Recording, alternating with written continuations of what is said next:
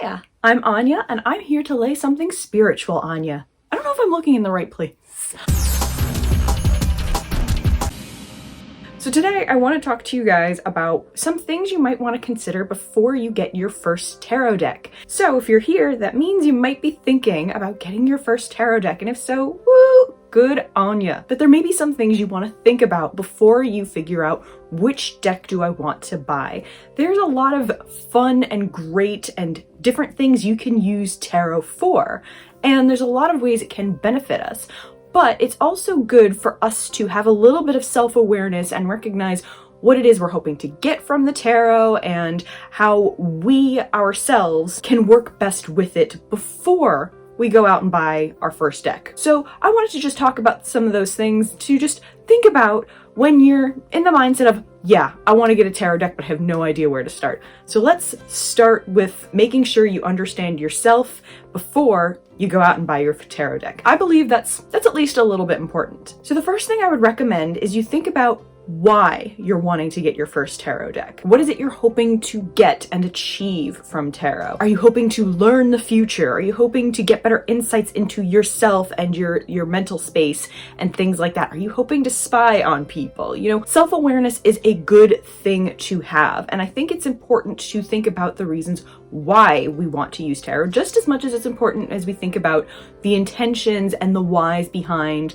different rituals and spell works we might want to do within our own spiritual practices. To me, it's the same with tarot. What are you hoping to gain from it? How are you hoping to grow? This can act sort of as like a grounding space for yourself, for you to just be aware of who you are in this space and in this moment, and to also check whether your intentions are good and honest or not. Because obviously there are some unspoken rules to tarot. It's really not good or ethical to be using tarot as a means of spying on people. Tarot and magic is not, in my opinion, something that you should be using to really enforce your way onto other people, and utilizing tarot to spy on certain situations, to me, would be a breach of ethics. Again, as I've said in a few other videos, magic and your own spirituality is your own personal choice, so you have to decide if it's right or ethical for you in some instances. But I think a lot of people would argue that utilizing tarot to spy and be invasive into other people's lives and decisions and to try to affect that in some way isn't exactly right. But being in this space can also help you when you feel like you are ready to grow with your tarot experience.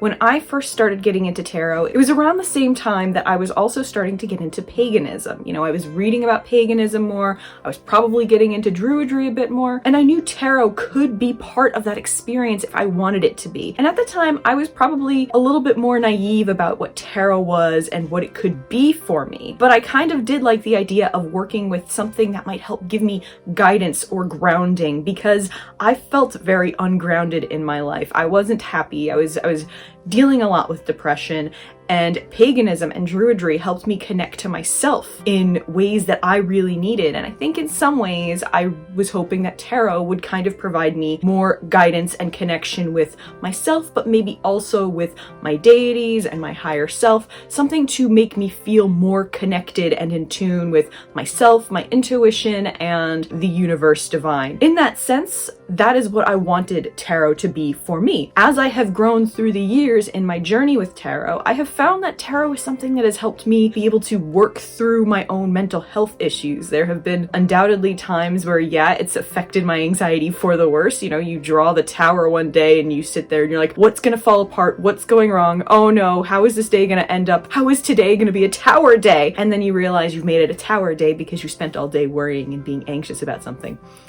You know, I've been there. I've been there in the mental spaces that I didn't check myself in.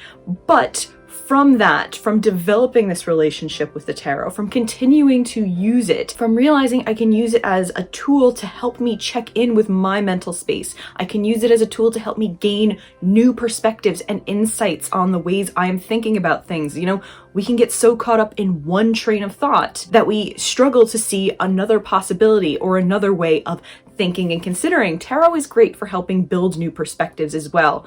More than that, tarot has also been a great tool to help me decide what I want to do here in the present to build the future that I want. In that sense, tarot can be utilized as a tool to help you figure out what it is you want to act on in the now. So there's a lot of ways that I have grown in my relationship with tarot.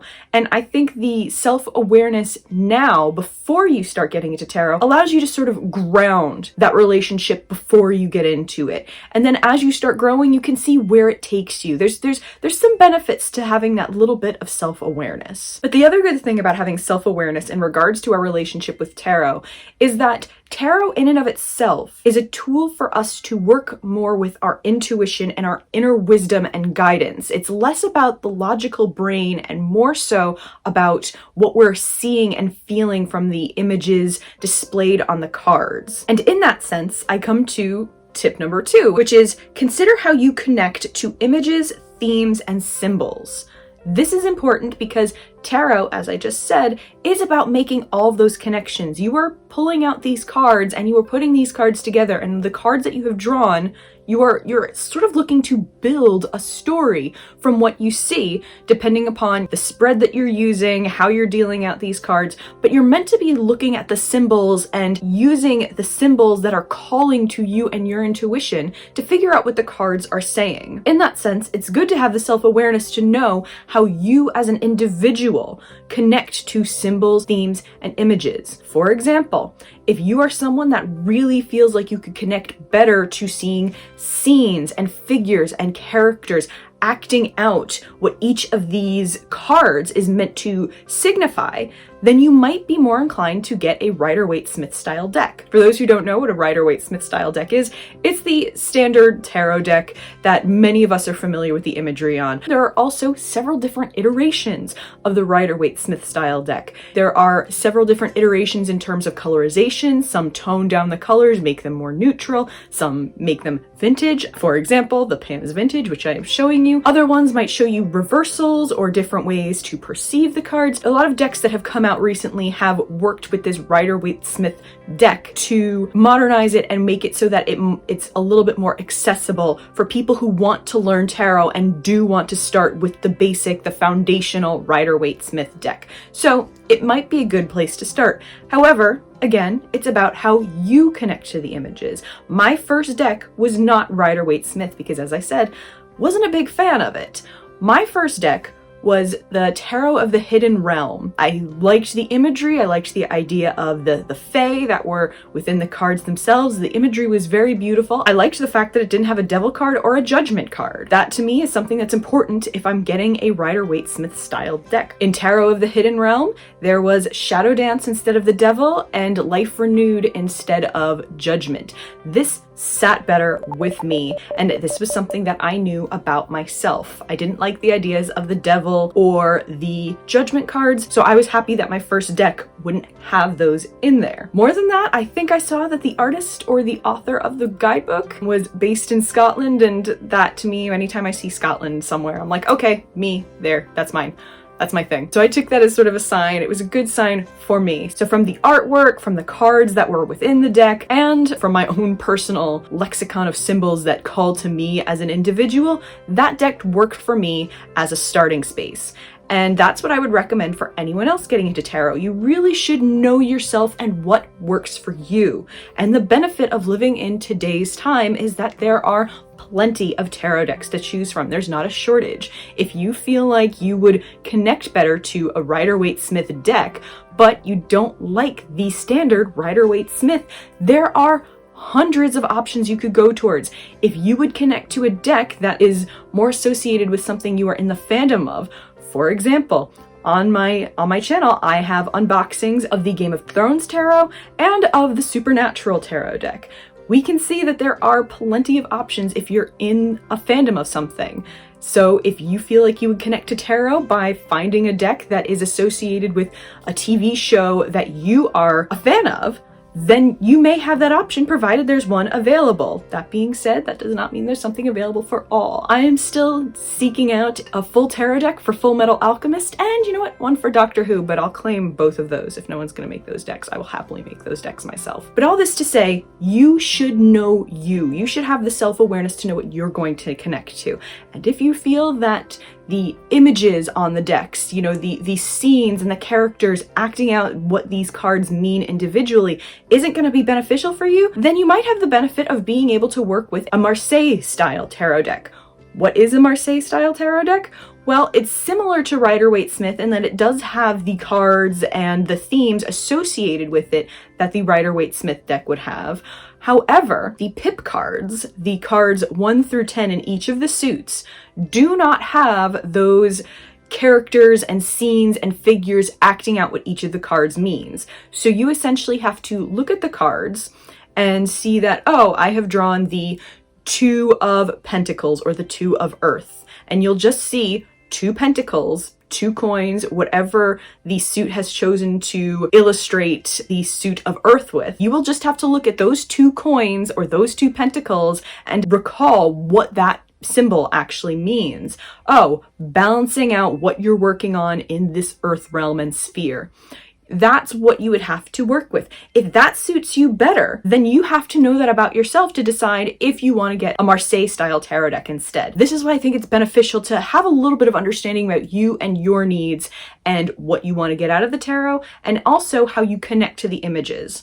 Because if you can't connect to your actual deck, if you can't pull out these cards and start really working with your intuition, then it's gonna make the experience a lot more difficult and you might get discouraged, and we don't want that. While reading tarot is a skill like anything else, it requires effort and practice and learning how to turn off the overthinking brain for a little bit to really work with your inner guidance and intuition and to learn to trust that. It's a process. It takes time. So being able to start off with a deck that you really connect with is a great way to start that journey. So be aware of how you connect to themes and symbols and imagery in order to jumpstart this relationship with your tarot deck. The third thing I actually want to recommend before you go out and get a tarot deck is to think about card size and your own individual hands. So this is a weird one, and it might actually be sort of difficult for you to plan out before you get a tarot deck. But it's also a really good thing to think about because there's plenty of tarot decks out there that are so big they can be a struggle to shuffle. I can tell you the Dreams of Gaia deck, the standard deck, the first size that came out before they came out with a pocket edition. Dreams of Gaia is one of my favorite decks, but the full-size edition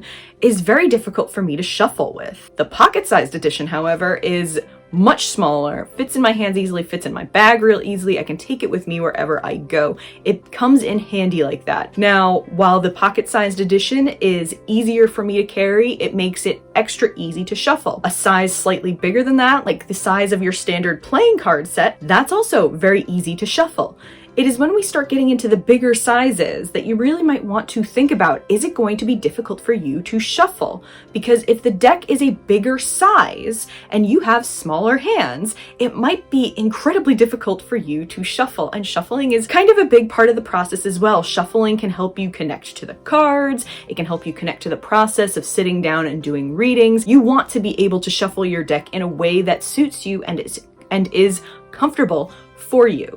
In that sense, you should think about the cards, but you should also think about, okay, if they're too big, am I comfortable altering these a little bit? Another example, I own the Druidcraft deck, and I have loved that deck for a while. It is another one of those decks that does not have a devil card or a judgment card. It has Cernunnos as your devil, and he does fit that role of saying that human beings are allowed to indulge in their pleasures and the joys of life, but also he will challenge you to make sure you are working towards your best life. If you are not putting in that effort and you are just resting on the pleasures of life, he's gonna come for you. And I think that's a good balance to have in that card. And then for the Judgment card, you have Rebirth. So it's again the same idea, but the imagery and the wording help me connect with the deck better. What did not help me connect with the deck was how big the Druidcraft deck It was one of the things that would stop me from using that tarot deck because I felt like I would hurt my hands anytime I tried to shuffle it, and I didn't want to do, just the whole big pile and just throw everything together. I wanted to hold them in my hands. I wanted to shuffle them with my fingers. I wanted to feel the cards as I was preparing to read with them. At some point, what I had to decide if I wanted to do was alter the cards, and I did that. For anyone who's not familiar with it, the Druidcraft Tarot deck has two borders. It has a white bar border, and then it has another granite colored border around the actual images. I cut off both of those borders and then rounded off the edges. This helped me significantly. I was actually able to shuffle this deck and connect with it in that way before I started doing my readings. More than that, for me personally, it helped me connect to the images better. I will say there was some anxiety going through my head as every time I took a pair of scissors to those cards and I said, "What are you doing? You can't be cutting into these beautiful cards. How could you be destroying your tools like this?" But as soon as those two borders were gone, I stared at that card and it was almost like the image was free. I just stared at it. I'm like, I can see this image better. I can connect to it. So for me, altering that tarot deck was a good thing. It helped me connect to those cards in a number of different ways. If you have a deck that you love the imagery for, but it's a little too big and cumbersome to be shuffling, might want to consider if that's a possibility for you. Another recommend on that though, maybe only save that process if we're talking about a mass market produced deck. You could start cutting into your cards and realizing, oh, you know what? I really don't like this. I might need to figure out something else. But then you already have one card that's cut. You might want to be able to replace it if you need to. I would not recommend you cutting into tarot decks that are special ordered or rare decks or, out of publication decks. I have decks like that I would never cut into, and maybe I will only ever use them as, display purposes or for my own personal readings because I don't want anyone else touching them. I can be that way with some of my decks. Just a light recommend that if you are going to consider altering a deck because you love the images and you love the cards and you really feel like you connect with it, but you need to be able to shuffle it better, just have a thought about the type of deck you're cutting into. So I think those are my big 3 recommendations for what you should be thinking about before you buy a tarot deck and before you really get into it. I'll also make another video to talk to you about what to do now that you've got your first tarot deck. But I hope this has given you a few more things to think about, and I can't wait for you to start your tarot journey. I hope you love it just as much as I have loved working with the tarot. Anyway, thanks for watching. I will talk to y'all later. Anya out. Bye.